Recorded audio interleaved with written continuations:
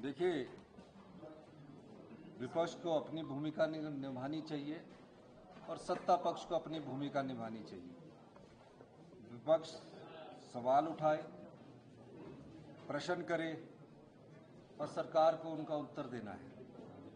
पर विपक्ष सदन का वॉकआउट करके चला जाए, वो अच्छी परंपरा नहीं। अच्छा है कि आज वो आए और मैंने तो पहले उठकर कह दिया कि विपक्ष जो भी मुद्दे उठाना चाहता है उनको उठाने का पूरा मौका दिया जाए। पर विपक्ष सनसनीखेज मुद्दे उठाकर अपनी जो राजनीतिक रोटियां सेकना चाहता है और बिना तर्क के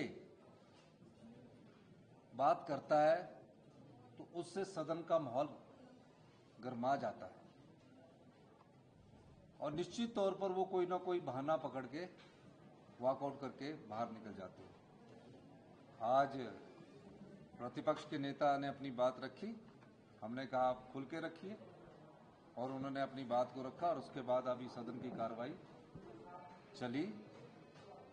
प्रश्न उत्तर के समय भी ऐसा पहले कभी नहीं होता था कि क्वेश्चन आवर के समय पॉइंट ऑफ ऑर्डर दिया जाए, लेकिन अध्यक्ष महोदय, स्पीकर महोदय ने अपने विवेक का परिचय देते हुए विपक्ष के नेता को क्वेश्चन आंसर से पहले ही उनको अपनी बात रखने का मौका दिया, माहौल बना और सदन चला।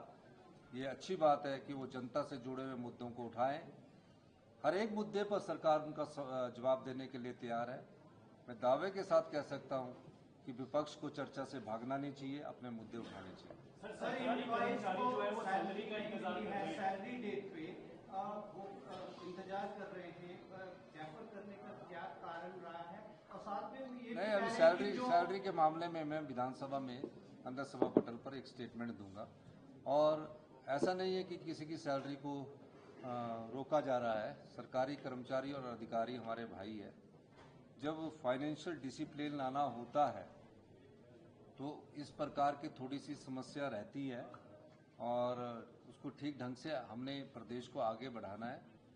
बोर्ड निगमों की और इनकी सैलरी तो निकल रही है, जो सरकारी विभाग है उसमें थोड़ा सा सिस्टम को ठीक कर रहे हैं और निश्चित तौर पर अभी आने वाले समय में जो उनकी सैलरी है उसको निकाल दिया जाएगा।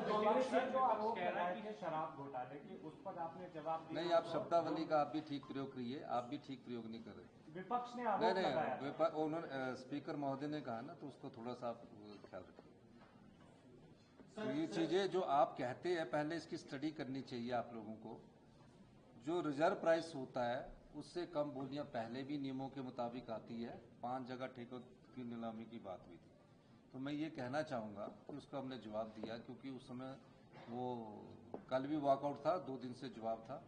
तो हमने एक साल में 485 करोड़ रुपए शराब की बिक्री से कमाए और जो भारतीय जनता पार्टी 5 साल के 665 करोड़ रुपए कमाए हैं।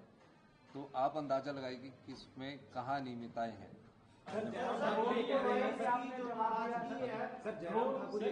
कि जो आर्थिक संकट हुआ है इसकी बड़ी वजह कांग्रेस की गारंटियां। फिर मैं कह रहा हूं कि आर्थिक संकट नहीं है भैया। अगर किसी फिस्कल डिसिप्लिन करना, आर्थिक संकट से हम उबर रहे हैं, आर्थिक संकट को हम पार कर चुके हैं। अब डिसिप्लिन लाकर हिमाचल प्रदेश को सेल्फ रिलायंट बनाने की तरफ, आत्मनिर्भर हिमाचल बनाने की तरफ ये चेंजिंग जरूरी है और इसमें फैसले किए जाएंगे। आर्थिक संकट कब होता है?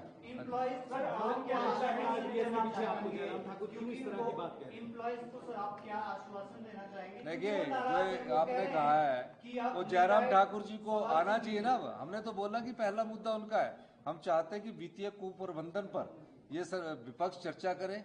हमने तो सरकार की तरफ से लाया, किसी भी नियम के तहत करे। हम जनता को भी बताना चाहते हैं, हिमाचल प्रदेश की 75 लाख जनता को हम बताना चाहते हैं कि वित्तीय कुप्रबंधन क्यों हुआ और कैसे डबल इंजन की सरकार ने जनता के खजाने को लुटा दिया। बिजली माफ कर दी, पानी माफ कर दिया, 600 के करीब शिक्षा संस्थान और स्वास्थ्य संस्थान खोल दिए। इन सब चीजों को अगर वो चर्चा लाएंगे, नहीं लाएंगे तो हमारे द्वारा चर्चा लाई जाएगी और हम जनता को बताना चाहते हैं, हम जनता को जागरूक करना चाहते हैं कि जब कोई नीतिगत फैसले नहीं होते तो प्रदेश की अर्थव्यवस्था का उसका क्या प्रभाव पड़ता है। जो इनकम टैक्स देता हो, जो 1 करोड़ रुपया इनकम टैक्स देता हो, उसको मुफ्त की बिजली नहीं चाहिए, मुफ्त का पानी नहीं चाहिए। इन्होंने बिना सोचे समझे बिजली पानी मुफ्त का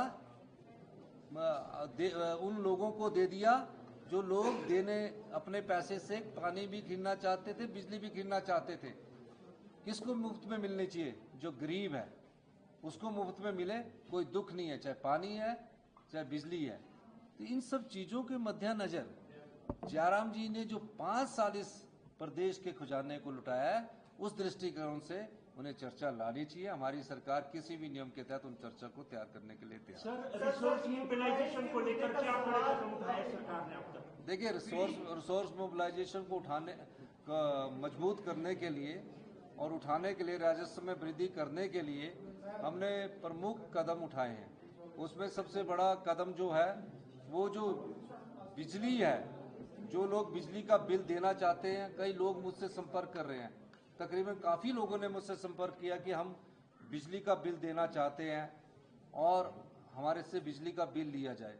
उनको हम अपने दृष्टिकोण से चरणबद्ध तरीके से बिजली के बिल में एक रूपता लाकर उसको कम करेंगे। पानी में मिनिमम हमने 100 रुपया पानी के बिल का कर दिया, लेकिन उन परिवारों के लिए नहीं जिनकी परिवारों की 50,000 रुपये से इनकम कम है, उनसे 100 रुपया भी नहीं लिया जाएगा। बसेस में जो हमारा थोड़ा बहुत रिफॉर्म्स किए जा सकते हैं उसमें बढ़ रहे हैं। और तीसरा, हम अपनी अर्थव्यवस्था में शराब के ठेकों की नीलामी से जो हमें रेवेन्यू आ रहा है, इस साल 150 करोड़ का अधिक राजस्व आ रहा है, ये इन्वेस्टमेंट ड्रेन होती रही है। तो और भी कई, जैसे डीजल के में हम और बढ़ा रहे हैं, तो इन सब चीज़ों को बढ़ाकर हम आगे बढ़ रहे हैं। मेरा ये मानना है कि सरकारी कर्मचारी अधिकारियों के सहयोग से हम प्रदेश की अर्थव्यवस्था को आगे बढ़ा रहे हैं। बहुत बहुत धन्यवाद। कर्मचारियों का एक महत्वपूर्ण